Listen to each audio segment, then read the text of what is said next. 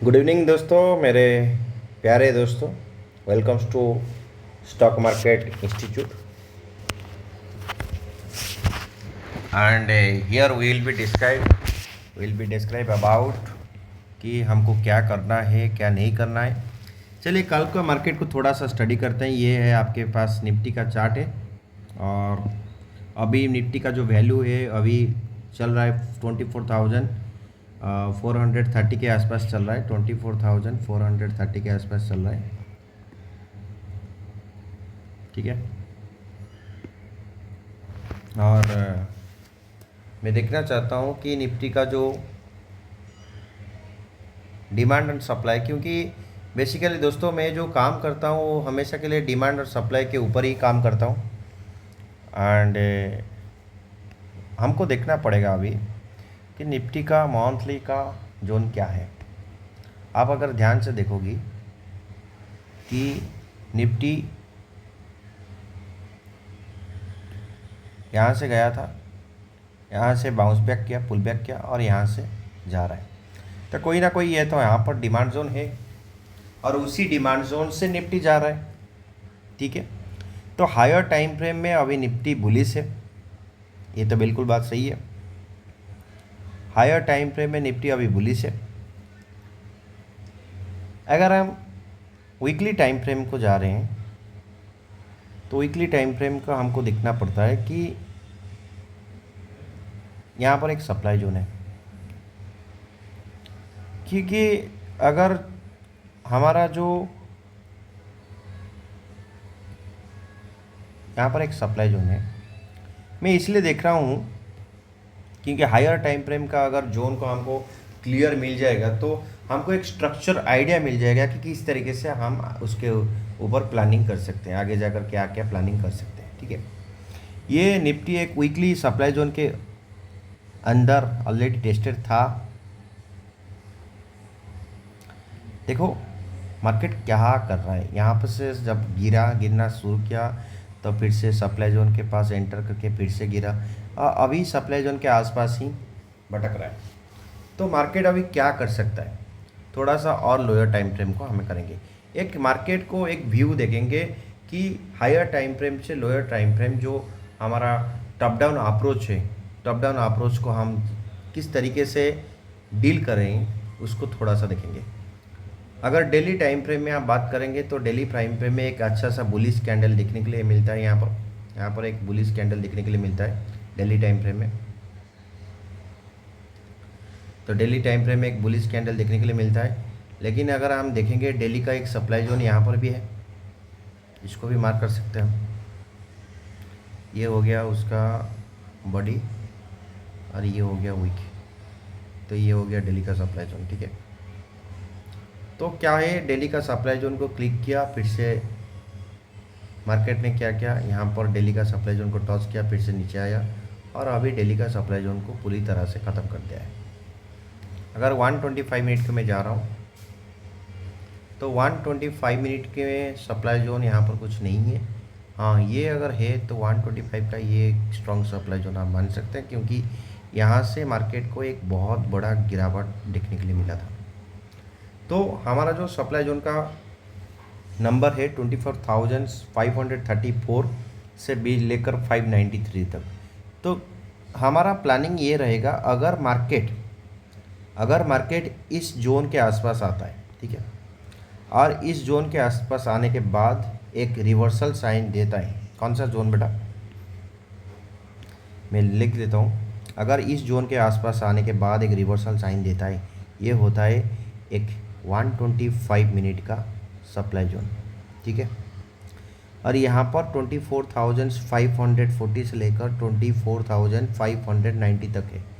यहाँ पर आने के बाद अगर 15 मिनट का कैंडल एक रिवर्सल साइन देता है, एक रेड कैंडल होता है, तो उसमें हम एक पुट साइड का प्लान करेंगे या शॉर्ट साइड प्लान करेंगे। तो हमारा टारगेट रहेगा ये वाला 24,000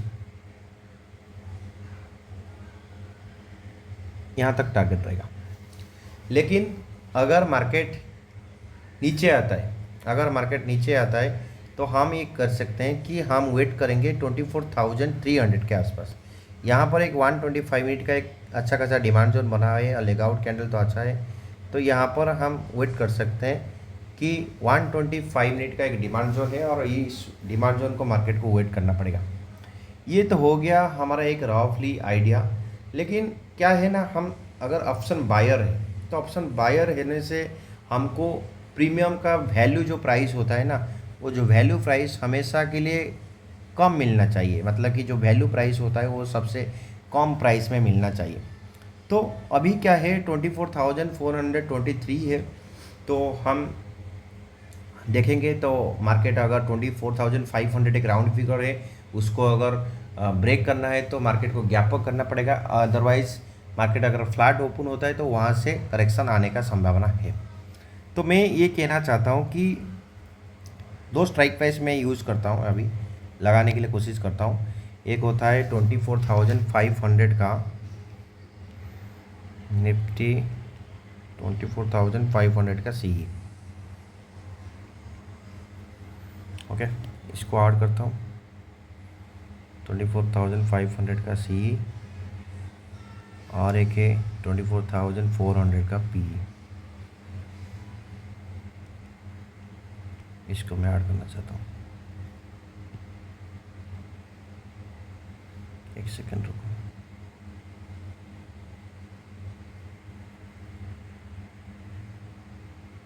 ठीक है, तो 24,500 का जो CE प्राइस है उसका प्राइस लगभग 26 रुपया है।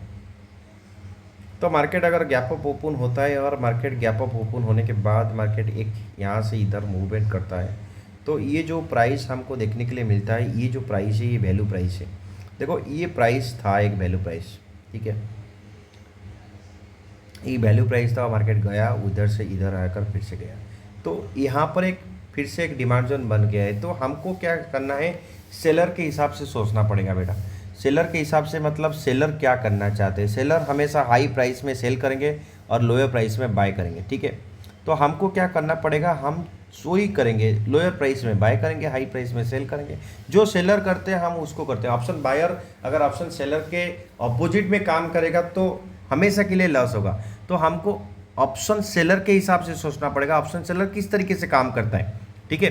तो हमको यहाँ पर अगर 75 मिनट का मैं टाइम फ्रेम में जा रहा हूँ तो देखने के लिए मिलेगा। तो यहाँ पर जो वैल्यू प्राइस मिलता है 24,500 का वैल्यू प्राइस अगर आता है तो लगभग ये मानकर चलिए कि वैल्यू प्राइस जो आता है यहाँ तक आएगा 16 रुपीज़ से 10 रुपीज़। मानकर चलो ये गैप अप ओपन हो गया, ठीक है, ये क्या हो गया, गैप अप ओपन हो गया और ये प्राइस बहुत आगे चला गया। तो उसका जो नेक्स्ट वैल्यू प्राइस मिलेगा ये वाला रेजिस्टेंस, ये वाला सपोर्ट। अगर गैप अप ओपन हो गया फिर से मार्केट को इधर आएगा, इधर एक फॉल्स ब्रेकडाउन देगा, तो यहाँ पर हम एंट्री करेंगे और लो रखेंगे स्टॉप लॉस। लगभग मानकर चलो 24,500 का जो वैल्यू प्राइस है वो हमको मिलना चाहिए। अगर गैप अप ओपन होता है तो 35 से 40 रेंज के बीच में वो मिलना चाहिए।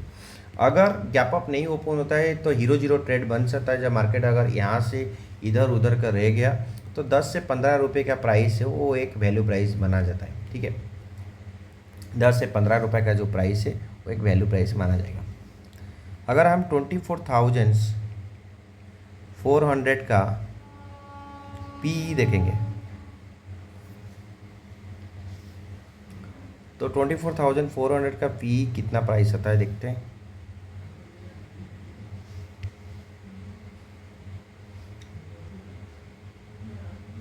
$24,400 का PE है 49 रुपीज़। मतलब कि यहाँ पर ऐसा कुछ वैल्यू प्राइस नहीं मिल रहा है। तो हम देखेंगे अगर मार्केट को जाना है तो यहाँ से एक फॉल्स ब्रेकडाउन होगा 4,000, मतलब ये मानकर चलो ये आउट द मनी है। फिर भी हम 15 मिनट चार्ट में देखेंगे तो मार्केट को अगर जाना है तो उसके ऊपर निकलना पड़ेगा। तो मार्केट ये जो सपोर्ट है, ये जो सपोर्ट है, रेजिस्टेंस ब्रेकडाउन हो गया था, ये 100 रुपीज़ प्राइस। अगर मार्केट 400 से नीचे आता है तो तभी ये बनेगा। लेकिन मुझे क्यों नहीं लगता है कि यहाँ पर कोई वैल्यू प्राइस अभी बन पा रहा है। लेकिन अगर वैल्यू प्राइस बन पा रहा है, अगर इसके लो से नीचे जा रहा है, यहाँ से याद रखना हमेशा के लिए, तो ये लो को हमेशा के लिए याद रखो। ये जो लो है लगाया है, ये जो लो है ऑलमोस्ट 45 के आसपास ही है, ठीक है। तो 45 के आसपास ही ये लो ऑलमोस्ट 42 रुपीज़ का लो है। तो ये प्राइस का जो लो है, वैल्यू का लो है, 42 रुपीज़ का लो है।